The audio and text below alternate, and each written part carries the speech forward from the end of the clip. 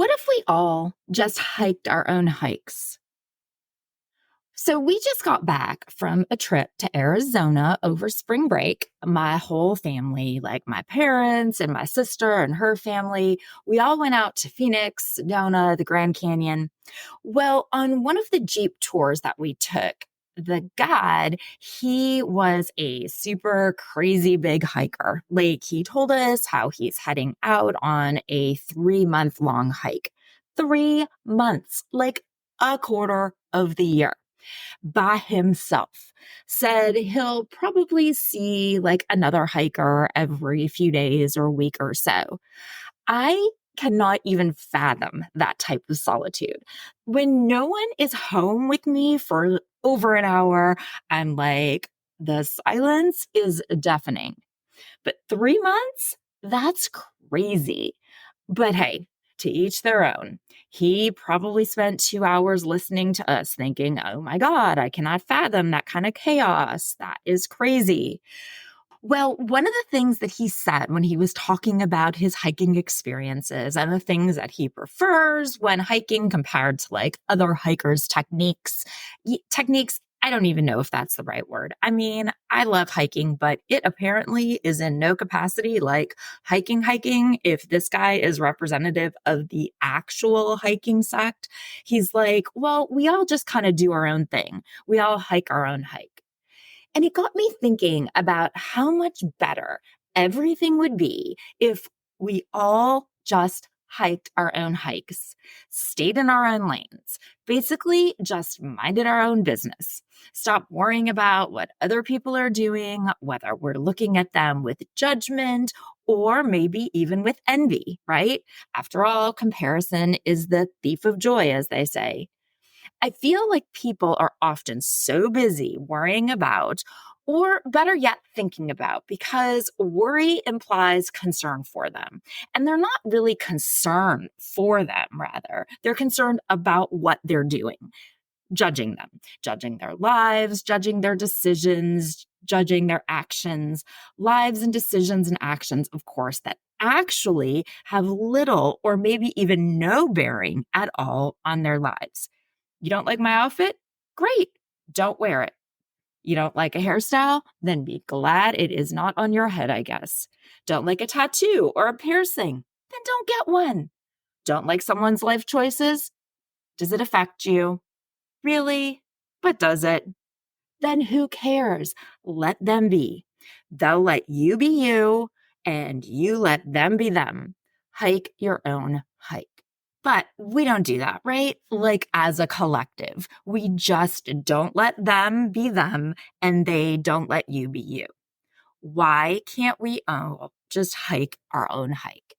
Instead, we spend so much time judging others, placing our thoughts and values and attitudes onto other people, evaluating the quality of them and the validity of their choices by our standards, the standards that have been established through the lives that we have lived and the experiences that we have had, not through the lives that they have lived or the experiences that they have had. Lives and experiences that we know absolutely nothing about. Yet we have the audacity to sit here and judge them.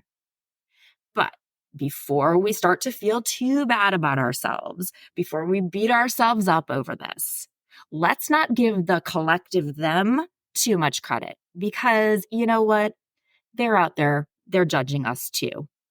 But like we would tell our kids, two wrongs, they do not make a right. So let's start with ourselves today.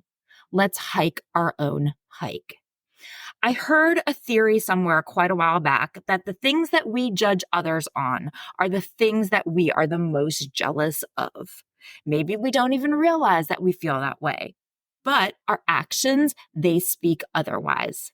We judge them on the things that we may feel like we are lacking, or the things that we want, but we feel like we aren't allowed to do or to have. I actually have a really good example of this from my own experiences. It's one that I physically caught myself on, thankfully, and I was able to self-correct before I let the bitterness get to me.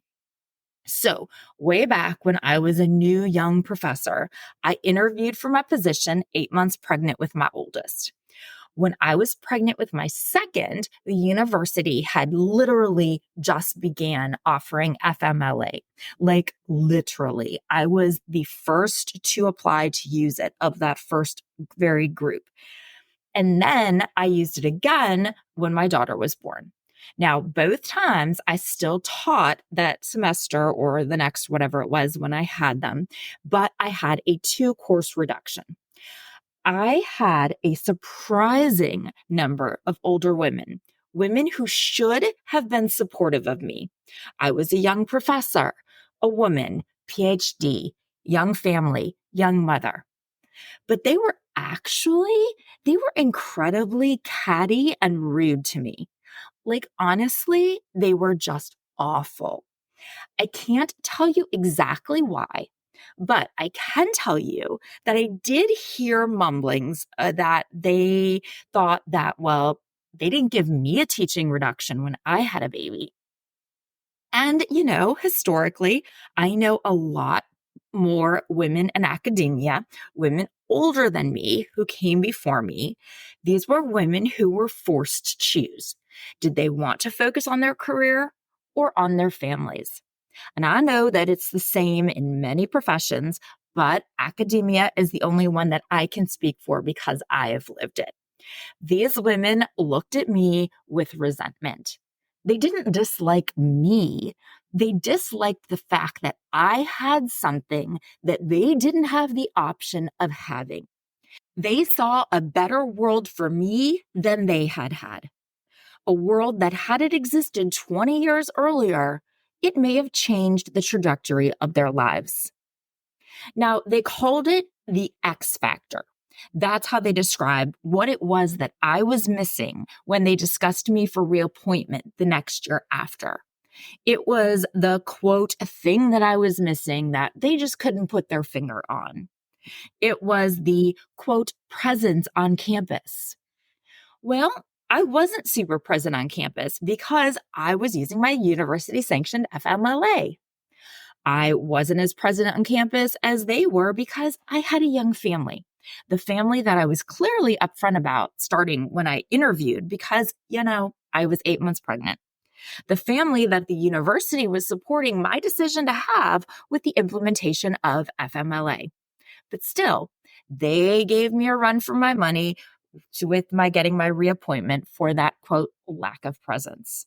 Now, I don't share that with you because I'm like, oh, I'm such a martyr. No, quite far from it. So fast forward about 10, 15 years, FMLA rules have changed at the university, and now it's not a course reduction. Nope, they are off. OFF off. Like, stay away. They're not even allowed to be on campus or something like that. Like, stay home with your baby. We support you 100%. Well, 10, 15 years into parenting and working and pure exhaustion, I see young professors, young women, and young men. Yes, because men are parents too, and they are eligible for FMLA too. The fuck? I would think my husband barely got off his job at the time for our babies to be born. I was literally teaching the Monday after my daughter was born because she was a preemie and born mid-semester, and I was tenure track, and I didn't have a choice.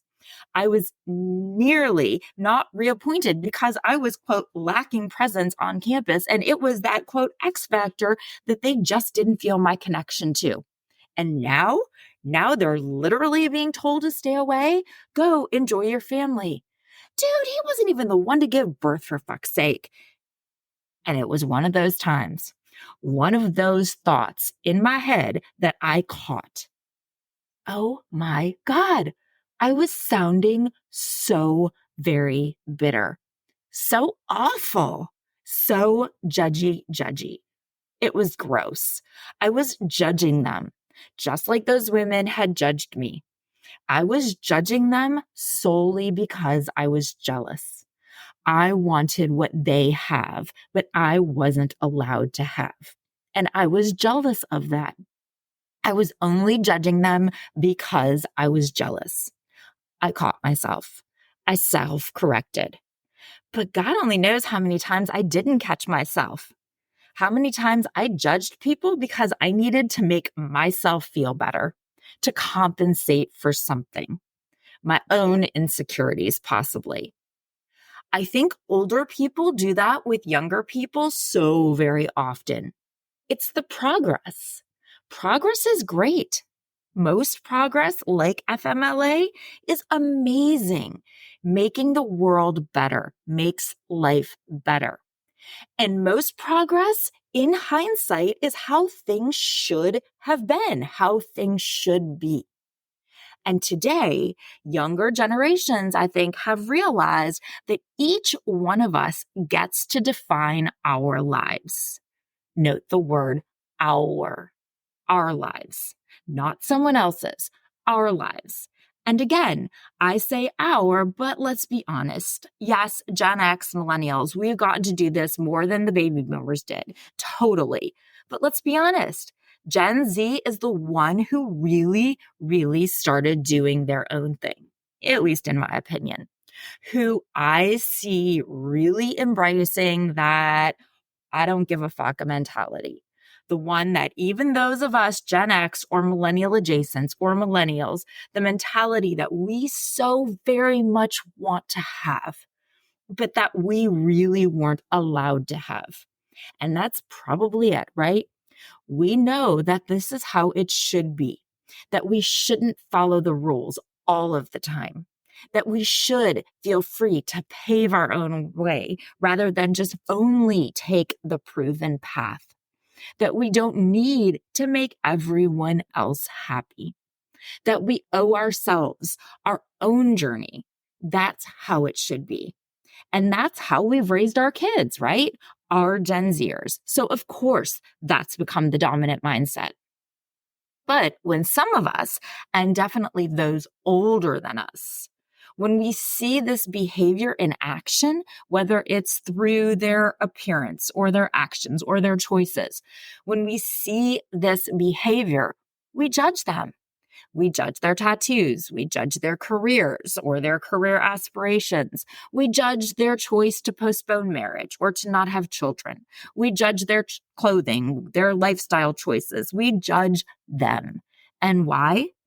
Because they are defining their rules, the rules of the game that we have been playing by the rule book that we thought we had to play by.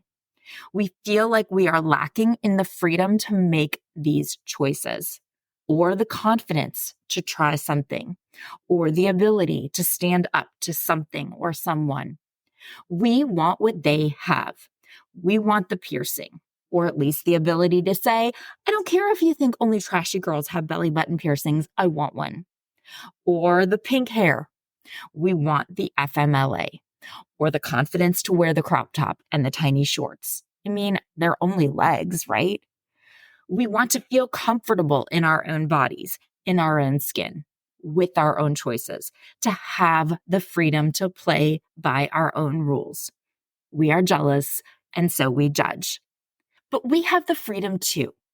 We have the freedom to show up how we want to play our own game, to set our own rules, to hike our own hike. So today, how can you hike your own hike? I mean, not like for 3 months. That's just crazy hike. Ooh, am I secretly jealous? Funny, because as someone who hates to be alone, you wouldn't think that, right? But maybe I am. Maybe I'm judging him because he is doing something that I know I could never do. I may disguise it as, well, that's crazy. I would never want to do that. And no, I wouldn't want to. But maybe my judgment comes more out of an envy that I am not the type of person who could be alone for 3 hours, let alone 3 months. Like, I have literally never gone to a movie by myself. And this guy will be alone, like in the wild for 3 months. So maybe there's a part of me that judges him to compensate for something that I feel like I'm lacking. Just like, working moms judge stay-at-home moms, and stay-at-home moms judge working moms, and married people judge divorced people, and divorced people judge married people, and the childless, they judge those who have a bunch of kids. And those parents, well, they judge the childless right back. The quote, weird kids judge the quote, popular kids at school because they're jealous because those popular kids, they fit in, they lead the pack. And the popular kids, well, they judge the weird ones because they don't feel the need to conform. The weird kids are who they want to be, weird or not. Women who choose to, quote, age gracefully by letting their hair gray, opting against Botox or treatments or fillers. They judge women who choose to, quote, age gracefully by maintaining their hair color or getting a bit of sprucing up by tox or fillers or treatments. Mother-in-laws who judge their daughter-in-laws for having the career or the life that they see that they were unable to have themselves. People who are truly happy in themselves and in their choices and in their lives, they don't judge others for living their lives, for setting their own rules, for playing their own game. So again, I'll ask you, and this time without going off on a tangent, today, how can you hike your own hike?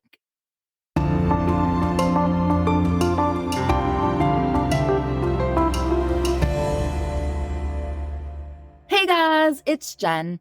This is another episode of Reframing Me, and I am your host, Dr. Jennifer Brubaker.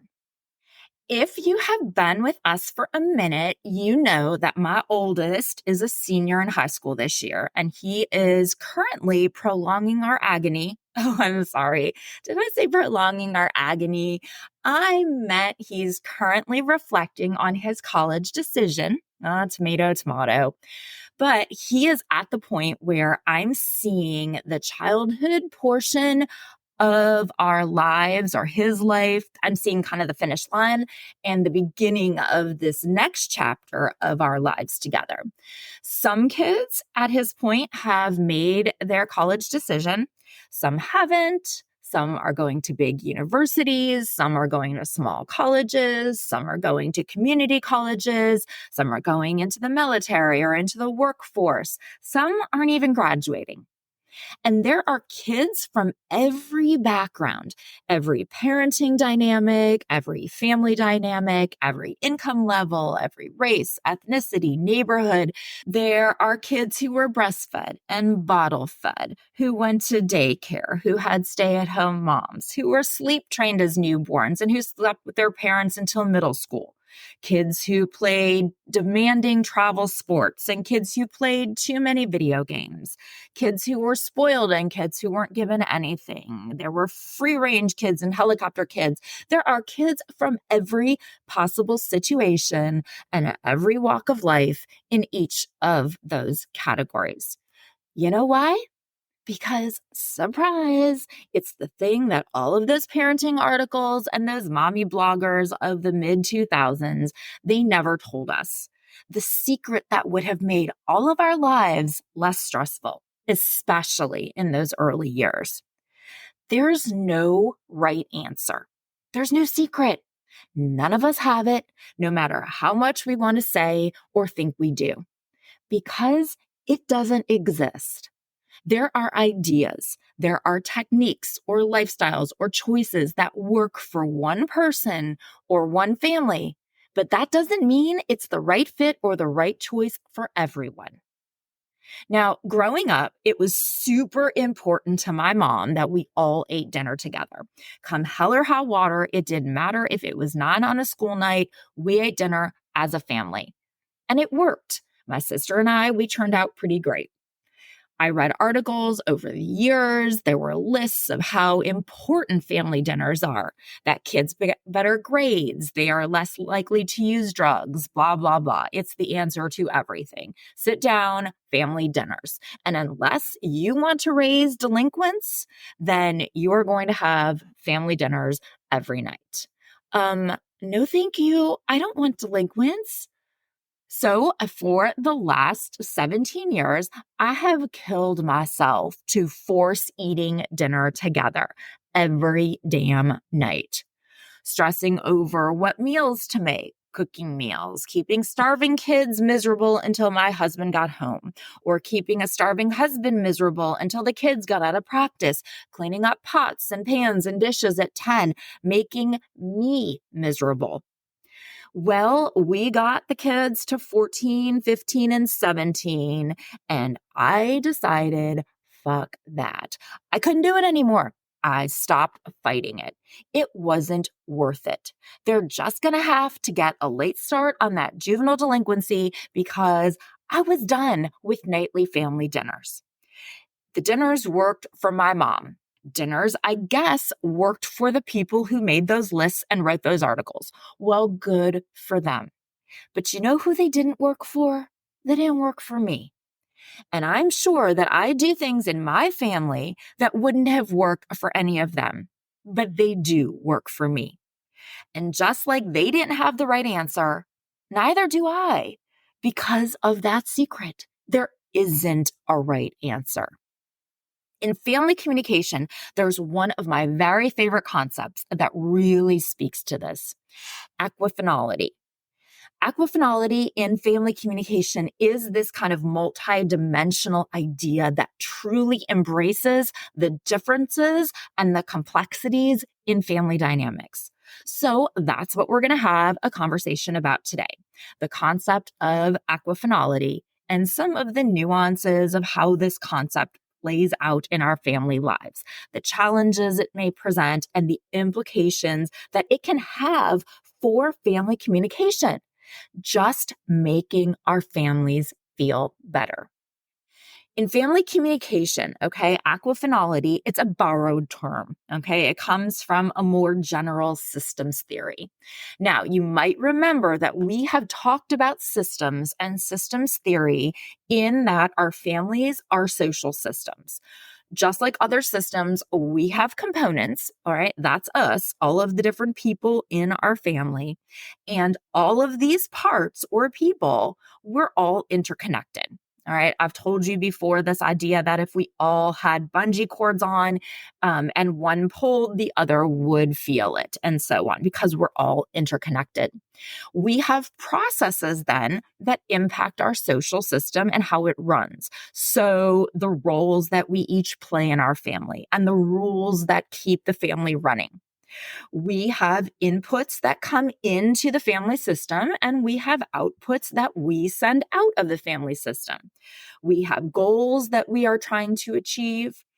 Well, in systems theory, there are certain processes that are universal, and equifinality is one of them. So, equifinality suggests that there are multiple different communication processes that can lead to the same outcome or the same goal within a family system. When it's applied to family communication, equifinality allows us to acknowledge that, you know what? There are many different family structures and many different types of interactions and different paths, and they all can lead to healthy and functional family dynamics. So yeah, the underlying idea of equifinality is that there is no singular right way for families to communicate in order to achieve harmony, or to have a cohesion, or to effectively solve problems or reach their goal. Instead, it realizes that families, they can take their own path. They can hike their own hike. They can have a variety of communication styles and strategies that fit their unique style, their unique preferences and circumstances and backgrounds. Equifinality really emphasizes that it's a nonlinear nature of our family interactions, and that there are multiple ways that families can function effectively. They can be happy and be productive, that families can and should hike their own hike. The primary idea that I think is beneficial for me to remember so often is that there are so many different ways to arrive at a desired end goal, and that the final goal is absolutely not determined by the initial conditions or the path that we choose or maybe use, because we often don't even get a choice, right? But our final goal isn't determined by how we choose to get there. Equifinality not only acknowledges, but it even embraces the diversity that's found within families and among different families. So, like a single parent family, a blended family, a nuclear family, they can all foster equally strong and supportive relationships among their members, despite the differences in their family structures.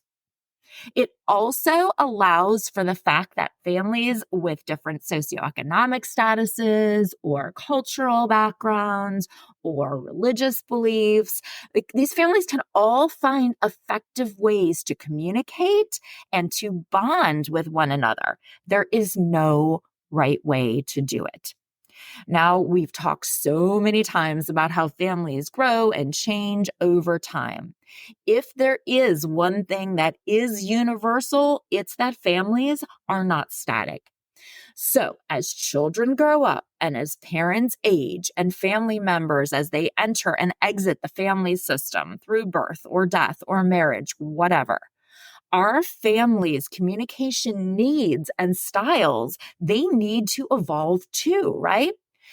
These are those predictable stressors that we've talked about, the points of transition, the stress that we know is coming, like high school graduation and choosing a college and moving away from home for a portion of their time. So, growing up. Yes, of course, I knew it was coming. Duh. I mean, for 18 years it was coming, so I knew that. But just because it was predictable doesn't make it any less stressful. Just like back 18 years ago when I was about to give birth to him, to my first baby. I was excited and it was wonderful, but it was stressful, right? Changed everything, but it was predictable. I knew it was coming and I knew it would be a stressor. And equifinality, it allows for the fact that these changes can be successfully navigated in a number of different ways. There are lots of different paths that we can take to maintain or enhance our functioning.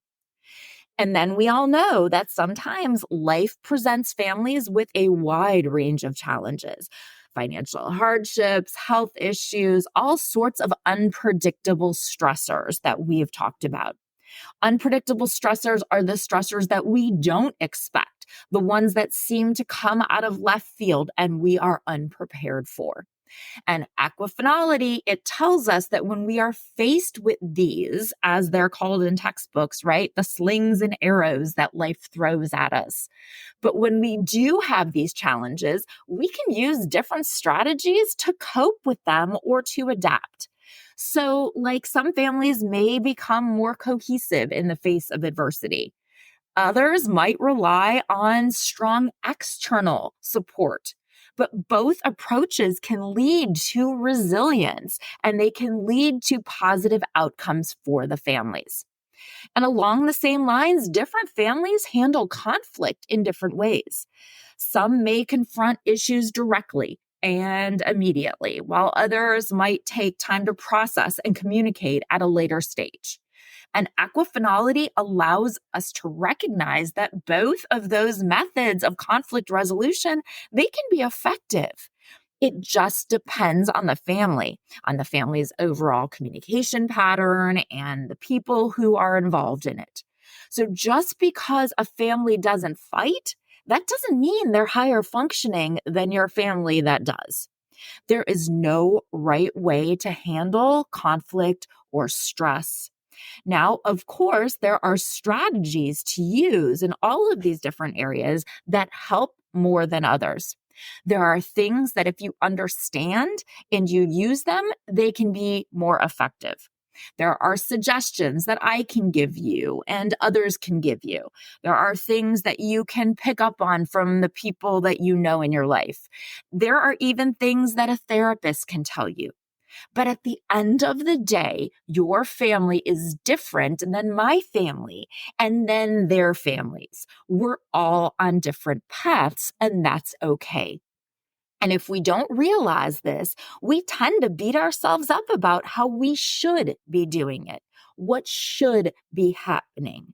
But there is no should beyond you should be taking in the ideas, but tailoring them to your family and to your journey. And even therapists need to understand that there is no singular best method for all families because each family has its own unique strengths and its own unique communication style. So hike your own hike. Now, the issue, of course, becomes that yes, equifinality is a concept that promotes flexibility and variation 100%. But because of that, it also has its challenges, right? There are so many paths, and it can be really hard for us, or even for professionals. It can be really hard to determine which path will be the most effective for us because of all of the factors that influence our family dynamics, right? And we also need to keep in mind a key point is that equifinality doesn't mean that all communication patterns are equally healthy. So just because there isn't a right answer doesn't mean that there aren't wrong answers out there too.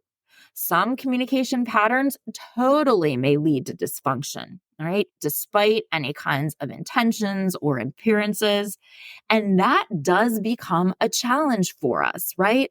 That's why it's all so hard. I mean, we know the wrong way.